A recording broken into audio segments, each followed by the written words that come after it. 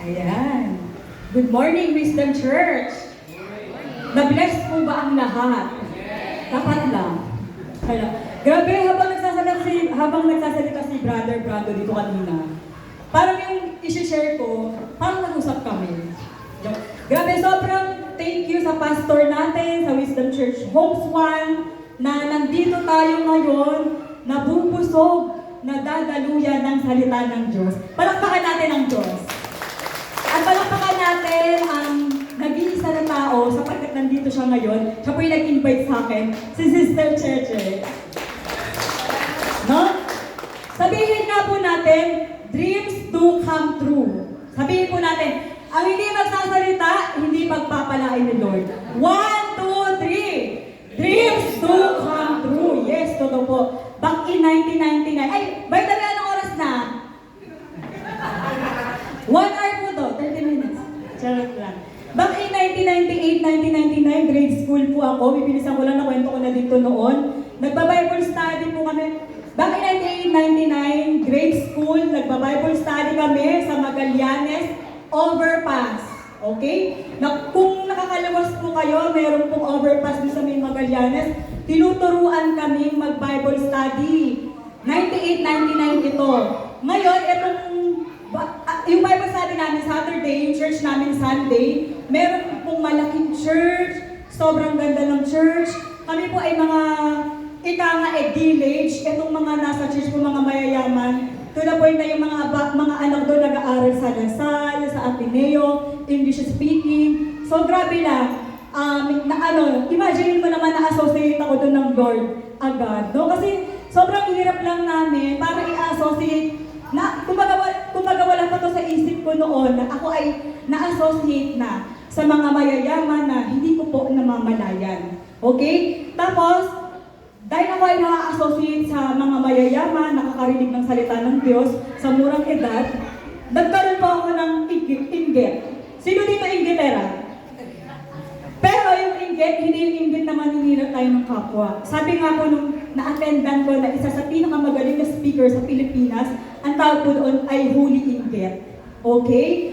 To the point na kapag meron, pag meron siya nun, tapos gusto mo din, pagsisikapan mo para magkaroon ka din. Okay?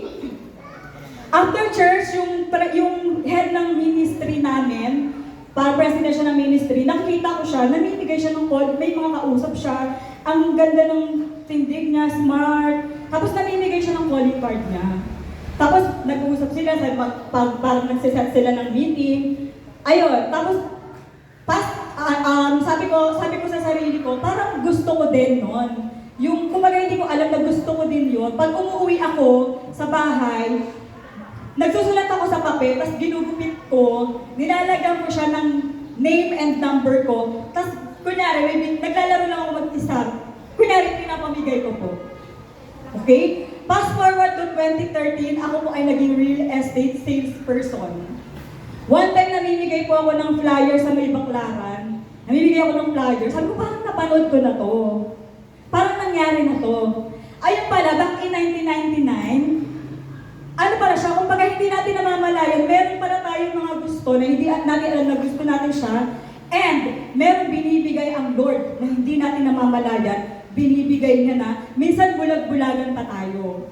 Okay? Noong 2013, namimigay kami ng flyer sa Baclaran, mainit, tapos bata pa ako noon, ang payat-payat ko noon, mainit, maalikabok, lahat na, andungis-dungis na, namimigay kami ng flyers ng housing. Like, parang napanood ko na to.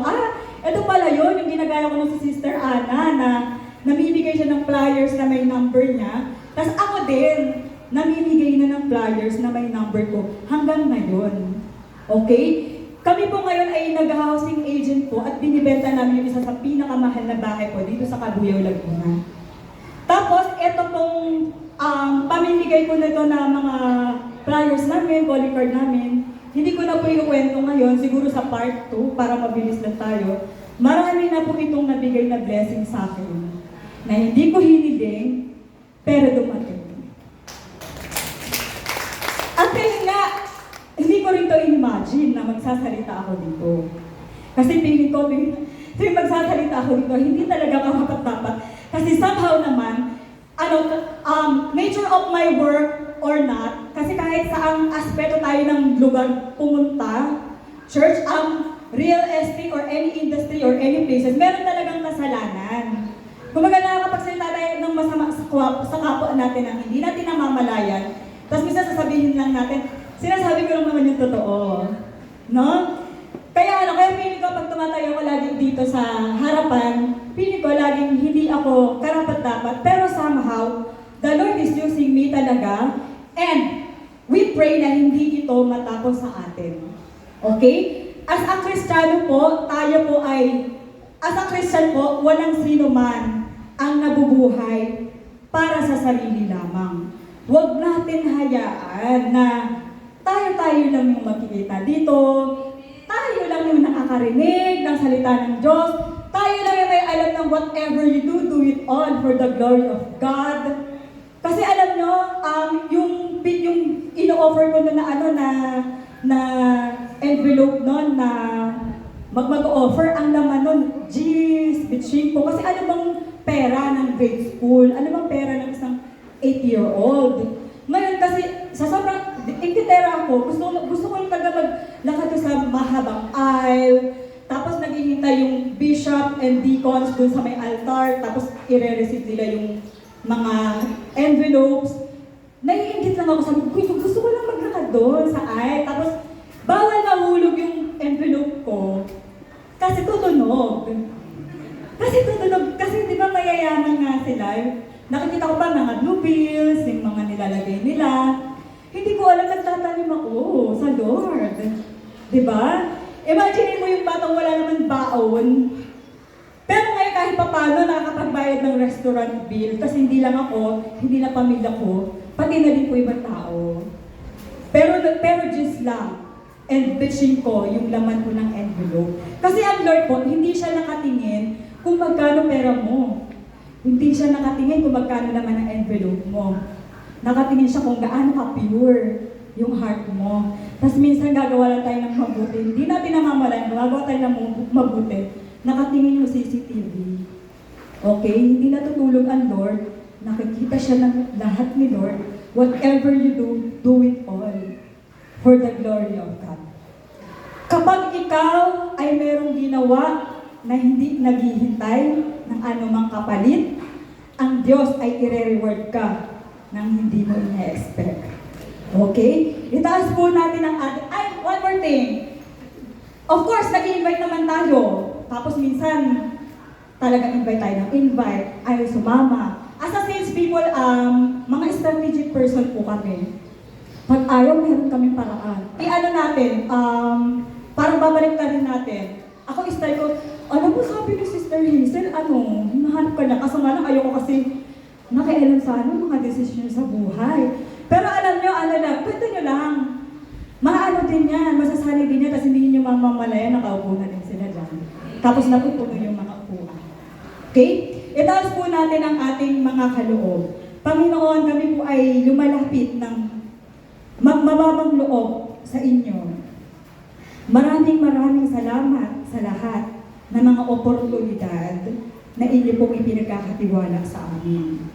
Panginoon, kapag kami po ay namulat na, nabuksan na ang aming mga puso, sa bawat oportunidad na inyo pong inihanda na, nawa kami po ay hindi makakalimot na itong mga oportunidad na inyo pong ipinagkakatiwala sa amin ay hindi lamang para sa amin, kundi kami lamang po ang pinapadaanan.